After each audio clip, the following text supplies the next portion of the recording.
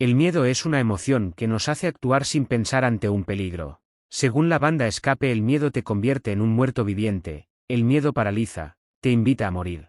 El miedo te congela y mata tus ideas. Con esta descripción, es posible que, siendo español, te hayas identificado con esta sensación en algún punto de los últimos 6 años. Hoy explicaré por qué Pedro Sánchez es el mejor ejemplo de la utilización del miedo en política para un beneficio propio. Hoy presentamos, Pedro Sánchez, el miedo.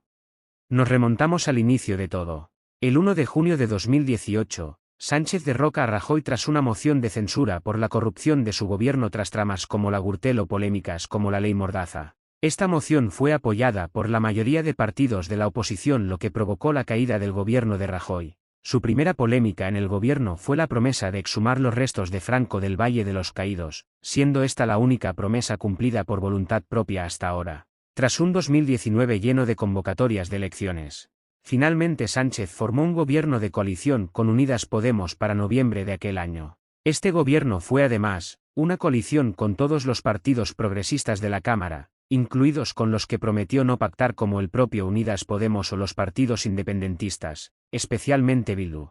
El pacto fue tal que Sánchez dotó a Pablo Iglesias del control del CNI. Más tarde, Sánchez puso en el CIS a José Félix Tezanos. En 2020, Delcy Rodríguez, vicepresidenta de la dictadura venezolana, tuvo un encuentro secreto con el en ese entonces ministro de Transporte José Luis Ábalos. Ese año, el gobierno declara emergencia nacional por el cambio climático. En marzo de 2020, con motivo de la epidemia mundial del virus de Wuhan, el gobierno declara un estado de alarma con medidas más apropiadas para un estado de excepción. Se contuvo el virus utilizando la ley Mordaza del PP, que tardaron en derogar 4 años más por exigencia de Bildu a cambio de la aprobación de los presupuestos generales del 2024. Durante el encierro, el gobierno se dedicó a censurar, robar, reprimir y silenciar al pueblo por medio de las fuerzas y cuerpos de seguridad del Estado, así como al ejército. Además, tanto el gobierno como la oposición ocultaron y evitaron investigar las cifras de fallecidos oficiales, haciendo énfasis en las residencias de ancianos en Madrid.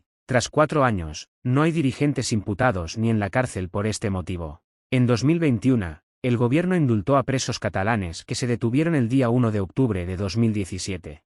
Tras 2 años de miedo al virus, llegan los años del miedo al clima. Tras el inicio del conflicto bélico entre Rusia y Ucrania, el gobierno de Sánchez se posiciona en el bando ucraniano, al cual traiciona al comprarle gas a la propia Rusia.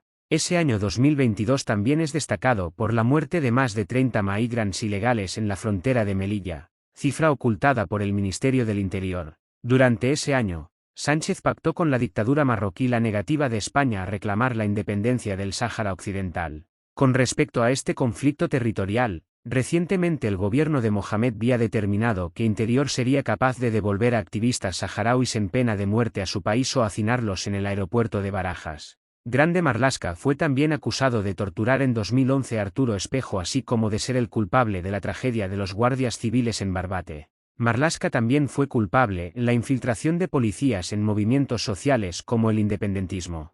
Pese a tantas polémicas, el presidente ha reiterado su ciega defensa a ultranza del ministro del Interior. En cuanto a lo relacionado a Marruecos y la relación con España, se dice que la sumisión de Sánchez se debe al virus Pegasus inyectado en el teléfono del presidente del gobierno y que procede de Marruecos. Según esta teoría, Sánchez tiene esta postura por miedo a que Marruecos revele el contenido de su teléfono. En verano de 2022, Sánchez afirmó tras un incendio forestal que la emergencia climática podría llegar a ser letal, siendo palabras también pronunciadas por el presidente tras la Gaata Fría de Valencia el pasado octubre.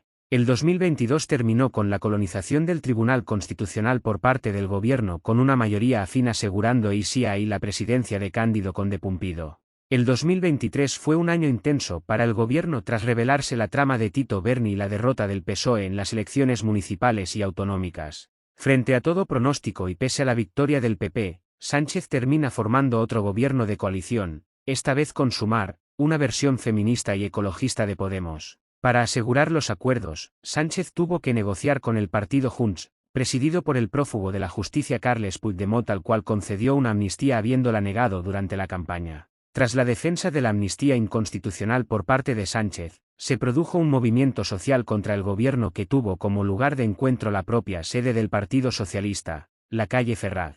Lo que en un principio eran manifestaciones pacíficas, terminó siendo una batalla campal entre los antidisturbios, los manifestantes y distintos grupos de extrema derecha que eran supuestamente infiltrados para desautorizar la protesta. Este movimiento de nombre Noviembre Nacional, derivó en un clan neonazi conocido como Núcleo Nacional. A finales de 2023, la guerra de Oriente Próximo terminó por posicionar a España al lado de Palestina, con partidos como Sumar defendiendo a la banda terrorista Hamas. En 2024, las Tramascoldo y Begoña revelaron fuertes casos de corrupción cuyo común denominador era su relación con los entornos cercanos de Pedro Sánchez.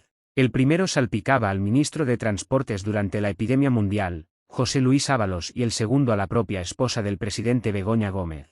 En este último caso, el juez Peinado fue el encargado de investigar los escándalos de corrupción que se relacionaban a la mujer del presidente. Tras una carta a la ciudadanía y 5 días de reflexión, Sánchez decidió no dimitir y quedarse en el poder haciendo un plan de regeneración democrática contra los bulos de lo que bautizó como la fachosfera. En verano de 2024, su ministro Escrivá tomó el control del Banco de España. Además se investigó al fiscal general del Estado, Álvaro García Ortiz, y al propio hermano de Sánchez que junto a su padre subvencionaron Playboy, la empresa de plásticos del propio padre del presidente. El presidente, que quiso convertir sus vuelos en Falcon en secreto de Estado, ha sido pillado viajando 39 veces en secreto a República Dominicana. Tras la Dana de Valencia del 29 de octubre, el Gobierno central y la Unión Europea culparon de la catástrofe a la emergencia climática, afirmando el propio Sánchez en la Cumbre del Clima la frase célebre del 2022. Además, acerca de la Dana, Sánchez llegó a pedir a la ciudadanía que aplaudan en los balcones a los servicios públicos como durante el encierro, utilizando la frase de Benito Mussolini: el Estado somos todos.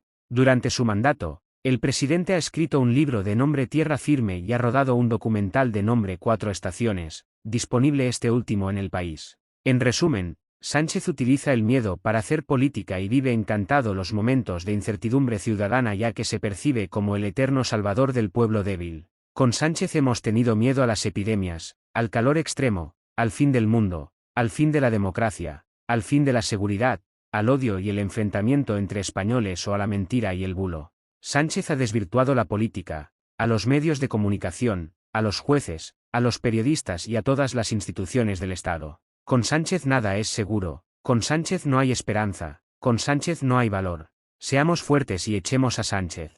Debemos de hacer una huelga general. Ni Silvia Echaurrondo, ni Ferreras, ni Wyoming, ni nadie nos dirá que somos la fachosfera y que soltamos bulos. Somos invencibles unidos. La izquierda y la derecha, todas, todos y taats, nosotros, nosotras y nosotres debemos de salir a la calle para defender nuestros derechos frente al gobierno de la corrupción.